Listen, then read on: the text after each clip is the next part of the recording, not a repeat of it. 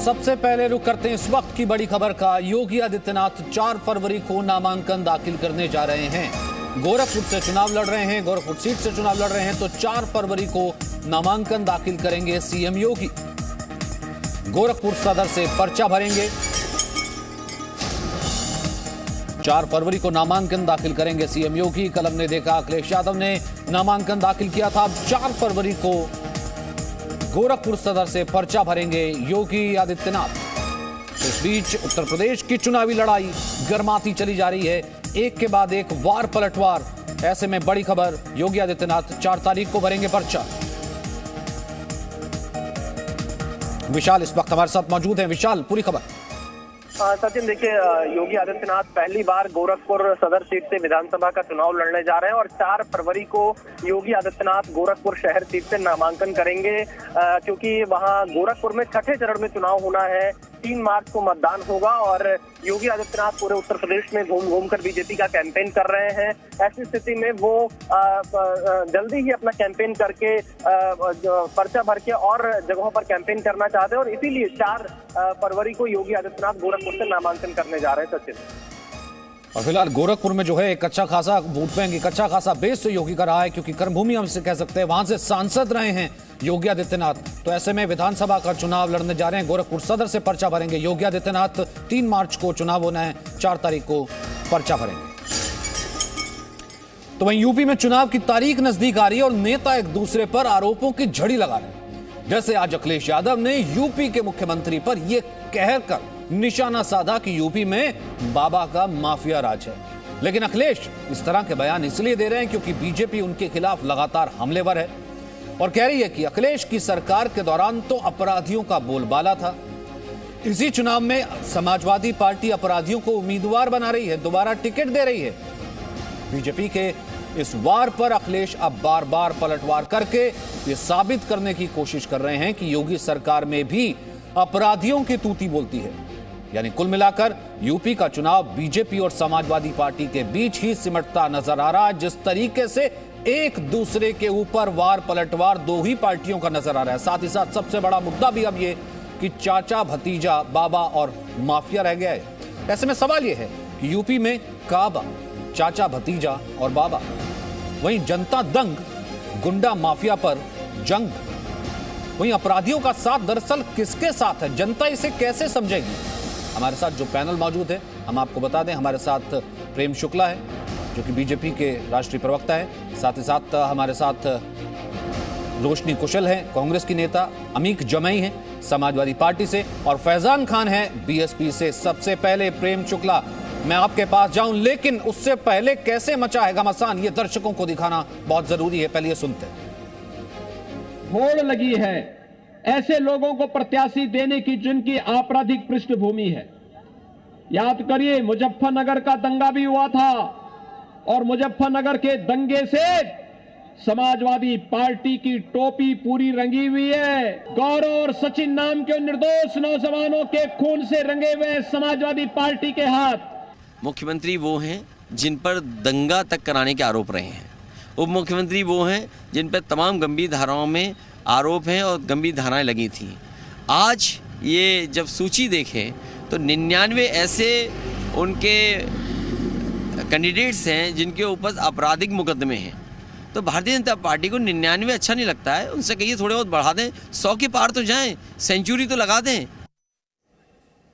तो प्रेम शुक्ला, आप बहुत बात करते हैं, योगी आदित्यनाथ बहुत बात करते हैं कि यूपी में सुशासन है, 5 साल से कोई दंगा नहीं हुआ। दंगा मुक्त जो है उत्तर प्रदेश हमने दिया है, लेकिन वो तो कह रहे हैं माफिया राज है। पहले दंगा राज था, आप कह रहे हैं, वो कह रहे हैं कि अब बाबा के राज में माफिया राज है। देखिए, आदरणीय योगी आदित्यनाथ जैसे संत के प्रति अवमानना का भाव निश्चित तौर पर जिसके मन में रामद्रोह रहा हो, जिसके मन में हिंदू द्रोह रहा हो, उसके मन में रहेगा। लेकिन पिछले 5 वर्षों में कोई दंगा हुआ क्या? 700 दंगे श्रीमान अखिलेश सिंह यादव के कार्यकाल में हुए थे। ऐसा कोई जिला नहीं था जिस जिले में किसी एक माफिया की तूती न बोलती रही। आदरणीय योगी आदित्यनाथ जी के कार्यकाल में एक जिला एक उत्पाद के नाम से जाना जाता है।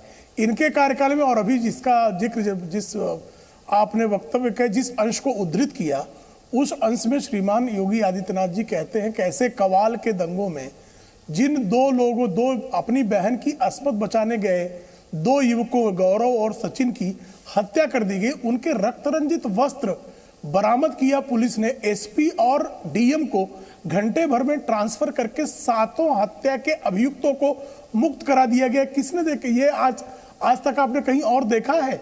ये श्रीमान अखिलेश सिंह यादव के कार्यकाल में तो 1,500 निर्दोष हिंदुओं को जेल में अलग से बंद कर दिया। क्यों? क्योंकि वो अपराधियों के खिलाफ जो है आवाज बुलंद कर रहे थे। इनकी स्थिति यही, गायत्री प्रजापति आज भी इनके पोस्टर बॉय है, जो कन्विक्टेड है, रेप के कन्विक्टेड है गायत्री प्रजापति के, आज भी अमेठी में पोस्टर लगे हुए हैं। तो अमेठी में पोस्टर लगाने का क्या कारण है भाई? मोहम्मद आजम खां कह रहे हैं ना, भारतीय जनता पार्टी के प्रत्याशियों पर थोथा आरोप लगाते समय ये भूल जाते हैं कि 150 से अधिक आपराधिक मामले, बकरी चोरी से लेके तमाम क्या क्या ऐसे हैं कि उसका मुंह पे जबान पे लाना भी ठीक नहीं लगता। ऐसे घृणित आपराधिक तत्व आजम खां आज भी इनके प्रत्याशी हैं। उनके बेटे घृणित अपराधी अब्दुल्ला खां आज भी इनके प्रत्याशी हैं। और स्वयं अखिलेश सिंह यादव कहां क्लीन है साहब? बेहिसाबी संपत्ति के मामले में फर्जी जो है क्लीन चिट दे दी, और राउस एवेन्यू कोर्ट आज भी उनको जो है अभियुक्त मानता। तो जो इतना फ्रॉड हो, फ्रॉड आदमी से क्या अपेक्षा कर सकते हैं? फ्रॉड किया उन्होंने कि उन्होंने सीबीआई की क्लीन चिट कह दिया, मीडिया को सर्कुलेट कर दिया, क्लीन चिट हो गई है, क्योंकि क्लीन चिट सीबीआई की थी ही नहीं। राउस एवेन्यू कोर्ट ने उस मामले में जो प्रोसेस शुरू कर दिया है। नहीं, ठीक है, आपने गायत्री प्रजापति से लेकर के तमाम लोगों को जो टिकट दिया गया और मुजफ्फरनगर तक का जिक्र कर दिया, मैं इसका जवाब लेता हूं। अमीक जमाई, अब माफिया राज का आज जिक्र करते हैं, जो अखिलेश ने जिक्र किया, वो जवाब में मुजफ्फरनगर और तमाम चीजें गिनाने लगते हैं। बाबा, मुख्यमंत्री जी की एफिडेविट के सामने अगर आप माननीय अखिलेश यादव जी की एफिडेविट सामने रख लो, तो पूरे देश में सबसे ऑनेस्ट, जिनके दामन पे कोई दाग नहीं है, उनका नाम है माननीय अखिलेश यादव जी। सवाल यह है कि जब दंगा करने वाले, सांप्रदायिक दंगे करने वाले, जाति दंगा करने वाले सरकारों में आला मकाम पे बैठ जाएं, तो दंगे, जाहिर सी बात है दंगे तो होंगे नहीं, क्योंकि दंगाई सरकार में आ गए। जिन लोगों ने दंगे किए पिछली सरकार में, एमएलए हो, इन्होंने तो कप्तान बना दिया, एमएलए को एमपी बना दिया, संसद में भेज दिया। जो जितना बड़ा दंगाई वो उतना बड़ा भाजपाई, यही उत्तर प्रदेश का नारा है। अब आ जाइए सहारनपुर में जो जाति दंगा हुआ, एक विशेष जाति के जो मुख्यमंत्री हैं, एक विशेष जाति के लोगों ने अनुसूचित वर्ग के लोगों की बस्तियां जलाई, कितने लोगों के ऊपर, दलित समाज के ऊपर हत्या की बात सब सामने आई। लेकिन इस सरकार ने क्या किया? इस सरकार का कैरेक्टर है दलित विरोधी, पिछड़ा विरोधी, महिला विरोधी। चलिए, मुसलमान तो इनके लिए सॉफ्ट टारगेट है ही हैं, लेकिन अमीक आज जो है, अमीक भाई एक सेकंड, जब जनता चुनती है, जाहिर सी बात है, आपने कहा कि ठीक है अखिलेश चेहरा है, उनसे ऑनेस्ट कोई चेहरा नहीं है, आप जो है दोनों को कंपैरिजन कर लीजिए। लेकिन जब जनता चुनती है तो जनता कहीं ना कहीं ये देखती है ना कि हाँ 5 साल में कोई दंगा हुआ, ये कह रहे नहीं हुआ, तो हाँ सच में नहीं हुआ ना, ये तो मानना पड़ेगा। अगर ये कहते हैं कि नहीं, इससे पहले जो है आप खुद देखिए किसे टिकट दिया गया है, कैराना से किसे टिकट दिया गया है, उससे पहले कौन पार्टी में शामिल हो रहे हैं, जब ये चीजें जनता को बताई जाती है तो फिर जनता के कम से कम माइंडसेट पे तो असर पड़ता ही है ना। नहीं, एक दूसरी चीज जो इन्होंने की है आने के बाद, कि उत्तर प्रदेश में अनुसूचित वर्गों के, पिछड़े समाज के, अति पिछड़े समाज के, पासी हो, गुर्जर हो, जाट हो, बहुत ही प्लान तरीके से उनके फेक एनकाउंटर पूरे उत्तर प्रदेश में प्लान किए गए, ताकि कोई भी ये जो सप्रेस, शोषित वंचित तबके हैं, इनकी कोई आवाज ऊपर ना उठे। आप आ जाइए, अभी जो रिपोर्ट आई है, सरकारी रिपोर्ट है, कि जो 45 ऐसे लोग हैं जो उत्तर प्रदेश में चुनाव नहीं लड़ सकते, जिसमें आरोप तय हो गए हैं। ये जो महानुभाव बैठे हैं ना, प्रेम साहब, इनकी पार्टी के 32 ऐसे विधायक हैं जो चुनाव लड़ रहे हैं, जिन पे आरोप तय है, लेकिन वो चुनाव लड़ रहे हैं। 99 के तो माननीय अखिलेश यादव जी ने आपको नंबर बताया है, बट ऐसे गंभीर 32 एमएलए हैं जो इनके यहाँ चुनाव लड़ रहे हैं। तो सवाल ये है कि बाबा मुख्यमंत्री के ऊपर जनता चुने किसे? फिर सर, अगर आप दूसरे का अपराध, दूसरे की गुंडाई, दूसरे की लिस्ट दिखाते हैं, फिर वो अगर आपका गिनवाते हैं, तो फिर जनता चुने किसे? जब दूसरी सरकार ये कह देती है कि इनकी सरकार के वक्त सर पुलिस तो वही रहेगी, प्रशासन तो वही रहेगा, जब ये कह देती है, जब आप ये कह देते हैं कि इससे पहले जितने एनकाउंटर हुए हैं, चाहे गुंडे बदमाशों के हुए हैं, वो सारे फेक एनकाउंटर हुए हैं, जाति विशेष के खिलाफ हुए हैं, फिर बताइए फिर किस पे विश्वास रह जाएगा? ये घोर जातिवादी हैं। आप बताइए। ठीक है, जवाब दीजिए, प्रेम शुक्ला जवाब दीजिए, फिर उसके बाद रोशनी के पास आते हैं। माफिया हैं, 2 मीटर लंबी टिफिन में खाना जाता है। देखिए, मैं देखिए, अब मुझे उत्तर देने का अवसर दे सचिन जी। देखिए, मैंने जो भी मामले कहे सामने से लोगों के नाम गिनाए।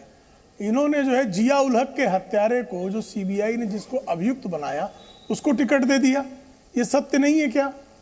और मैंने राउज एवेन्यू कोर्ट में स्वयं अखिलेश सिंह यादव के किस तरह से सीबीआई की क्लीन चिट को भी बोगस फर्जी पेपर जो है सर्कुलेट कर दिया, इसका भी उदाहरण दिया कि कोई फ्रॉड, मतलब 420 का काम जो है श्रीमान अखिलेश सिंह यादव करते हैं, इनकी दृष्टि में वो क्लीन है। मोहम्मद आजम खान इनकी दृष्टि में क्लीन है, नाहिद हसन इनकी दृष्टि में क्लीन है, गायत्री प्रजापति इनकी दृष्टि में क्लीन है। कोई क्लीन नहीं है साहब। आपके जमाने में जिस तरह से 70% हमने डकैती के मामले घटा दिए, बलात्कार के 38% मामले घट गए, और जो है दहेज हत्या के 23% मामले घट गई है। आप 2012 से 2017 आपके भी तो गिनवा रहे हैं, एनसीआरबी के आंकड़ों की शुक्ला जी, वो 38 आपके भी तो गिनवा रहे हैं बैठ करके। मेरा तो सबसे बड़ा सवाल ही यही है ना, फिर जनता क्या करे कि आपने 38 को दे दिया, आपने उनके नाहिद हसन को गिनवा दिया, गायत्री प्रजापति को गिनवा दिया। वहीं दूसरी तरफ, एक सेकंड, मैं बाकी दो पैनलिस्ट को भी लाना चाहता हूं। मामला नहीं है साहब। सर ठीक है सर, मैं बाकी दो पैनलिस्ट को भी लाना चाहता हूं। रोशनी कुशाल आज तो इस डिबेट में, एक सेकंड प्रेम शुक्ला जी, मैं बाकी दो पैनलिस्ट को भी ले आऊं डिबेट में, फिर उसके बाद वापस आता हूं। सर मैं उसके बाद वापस आता हूं, फिर डिबेट ओपन रहेगी, कोई भी बोल सकता है। रोशनी कुशाल, आज तो इसी बहस में, गुंडा राज माफिया राज की बहस में राहुल भी आ गए। वो कह रहे हैं कि एक लखनऊ से दंगा करवाता है, दूसरा दिल्ली में बैठ करके देखता। देखिए, कहने वाले बहुत कुछ कहते हैं, लेकिन प्रूफ होना चाहिए। भारतीय जनता पार्टी का काम ही है झूठ फैलाना। इनसे रोजगार की बातें करेंगे तो ये राम मंदिर की बात करेंगे, इनसे महंगाई की बात करेंगे तो ये राम मंदिर की बात करेंगे, इनसे गरीबी पे बात करेंगे तो राम मंदिर की बातें करेंगे। अभी भी जब इनसे माफिया राज पे बातें हो रही हैं तो ये राम मंदिर को लेके आ गए बीच में। आप राम ला सकते हैं, लेकिन विजय माल्या को अभी तक नहीं ला पाए, नीरव मोदी को अभी तक नहीं ला पाए, दाऊद इब्राहिम को अभी तक नहीं ला पाए।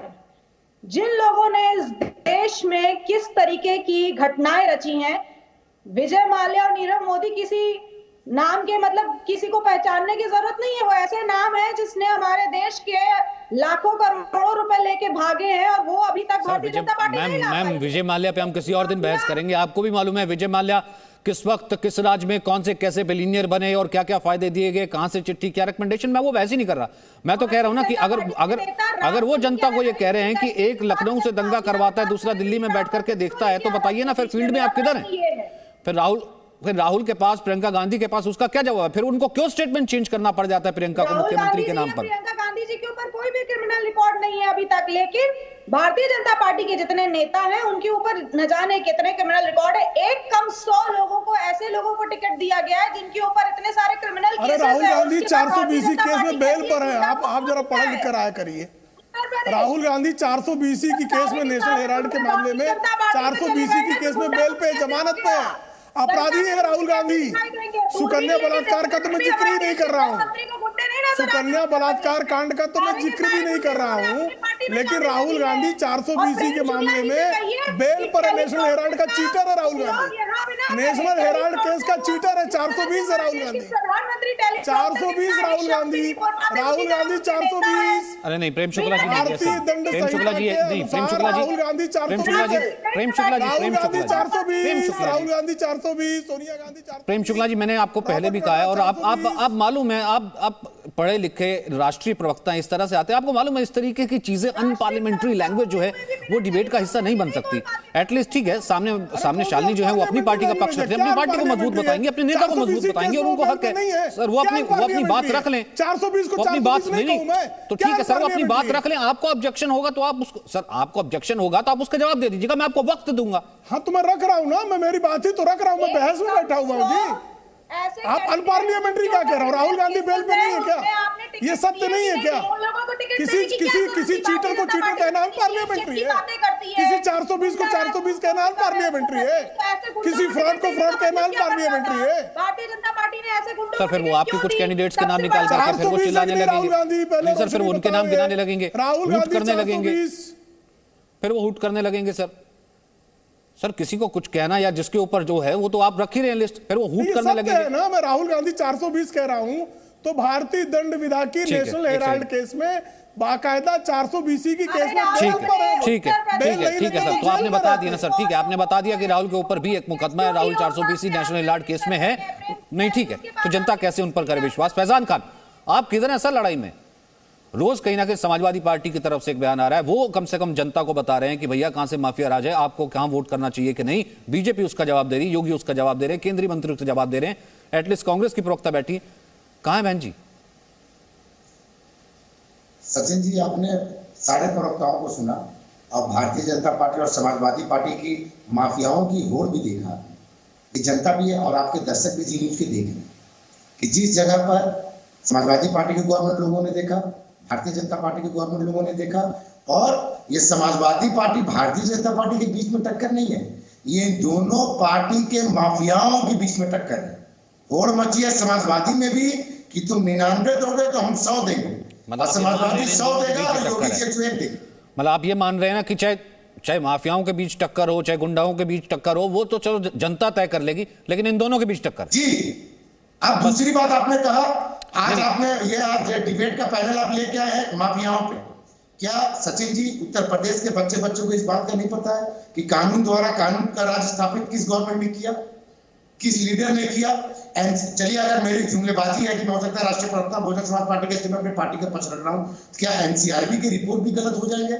जो समाजवादी पार्टी में देखने को मिलते हैं वही भारतीय जनता पार्टी में देखने को मिल रहे हैं। दोनों ही राज्यों में आप देख लेंगे तो बहुजन समाज पार्टी के उसमें ये दोनों माफिया राज में, गुंडागर्दी में, दंगा में, दोनों के NCRB report Bahujan Samaj party के पहले बहुत ऊपर खड़ी हुई है, जबकि बहुजन समाज पार्टी के शासन काल में सर ये बात क्यों जनता के बीच फिर जा क्यों नहीं रही फैजान भाई? मैं तो वही कह रहा हूं ना कि जनता के बीच कहीं जा क्यों नहीं रही, बीएसपी फिर तो दिख क्यों नहीं रही सर मैदान में? लगातार हम लोग जा रहे हैं। हाँ, हम लोग शोर शराबे से दूर हैं, हम लोग समाजवादी पार्टी और भारतीय जनता पार्टी के शोर शराबे से दूर है। हम जनता के बीच में जा रहे हैं, ओमिक्रॉन प्रोटोकॉल के देखते हुए जा रहे हैं और सबसे मुलाकात कर रहे हैं, बूथ लेवल तक हमारा काम चल रहा है। लेकिन हम इस शोर शराबा और प्रेम शुक्ला जी से मेरा रिक्वेस्ट है, बड़े प्रवक्ता मैं आपसे जूनियर हूं, लेकिन किसी भी लीडर के बारे में बात करें, आदरणीय बहन कुमारी माइती जी ने पार्लियामेंट में भी इस बात को कोट किया, छोटा नेता और बड़ा नेता, प्लीज शब्दों का प्रयोग उस तरीके से ना किया जाए, चाहे मैं हूं, चाहे आप हो, चाहे कोई भी हो। सचिन जी ने भी इस बात को कहा भाई, 420 केस वाले आदमी 420 लीडर के बारे में गलत क्या प्रयोग है? सही प्रयोग है की करेंगे तो टहनी साहब भाई, जो 420 का अभियुक्त तो उसको क्या कहूं मैं, आप मुझे बता दीजिए। 420 के अभियुक्त को 840 कह दूं, खेलने में रोक लगा, वही तो कह रहा था, फिर वो आपके दिमाग में लिस्ट निकल आती है फिर वो बाहर से। लेकिन तभी तो मेरा सवाल ये ना फैजान खान कि अगर जनता के बीच इतना अच्छा सुशासन जो है पहले बीएसपी ने दिया है, तो क्यों नहीं ये मैसेज आ रहा? आप कह रहे हैं कि शोर शराबे से दूर है, लेकिन हम तो नहीं देखते सर कि कोई ट्विटर वॉर या फिर कोई ऐसी सभा जिसमें भांजी आकर के कहती हो कि इन दोनों से दूर, ये हमारे आंकड़े एनसीआरबी के आंकड़े थे, ये दोनों ही क्यों फिर जो है फिलहाल मैदान में एक दूसरे के खिलाफ नजर आ रहे हैं? एक बार ये फिर से सुनिए, वापिस आता हूं अमीक भाई। एक होड़ लगी है ऐसे लोगों को प्रत्याशी देने की जिनकी आपराधिक पृष्ठभूमि है। याद करिए, मुजफ्फरनगर का दंगा भी हुआ था और मुजफ्फरनगर के दंगे से समाजवादी पार्टी की टोपी पूरी रंगी हुई है। गौरव और सचिन नाम के निर्दोष नौजवानों के खून से रंगे हुए समाजवादी पार्टी के हाथ। मुख्यमंत्री वो हैं जिन पर दंगा तक कराने के आरोप रहे हैं, उप मुख्यमंत्री वो हैं जिन पर तमाम गंभीर धाराओं में आरोप हैं और गंभीर धाराएं लगी थीं। आज ये जब सूची देखें तो 99 ऐसे उनके कैंडिडेट्स हैं जिनके ऊपर आपराधिक मुकदमे हैं। तो भारतीय जनता पार्टी को 99 अच्छा नहीं लगता है, उनसे कहिए थोड़े बहुत बढ़ा दें, 100 के पार तो जाएं, सेंचुरी तो लगा दें। माफी चाहता हूं आप सबसे, मेरे पास वक्त इतना ही है, लेकिन सबसे बड़ा सवाल यही है ना कि जनता आखिरकार ये कहती है कि जब एक दूसरे की लिस्ट गिनवाने लगते हैं नेता कि आपके पास गुंडे ज्यादा हैं या आपने आपराधिक छवि वाले नेताओं को ज्यादा टिकट दिया है, और दूसरी तरफ से ये पलटवार आता है कि आपके पास ये लिस्ट है, तो जनता आखिरकार सुशासन के लिए वोट करती है, शांति के लिए वोट करती है, या फिर चुने किसको? Presenting B News app available on Google Play and App Store. Download it now.